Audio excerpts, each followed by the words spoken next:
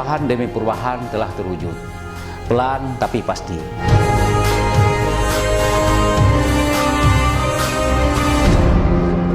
Dukungan semua masyarakat mengawal kebijakan pemerintah adalah merupakan kunci keberhasilan dalam pembangunan.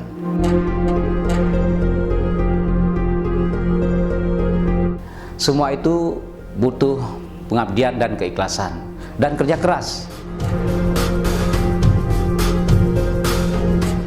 Menyelesaikan program yang belum tuntas.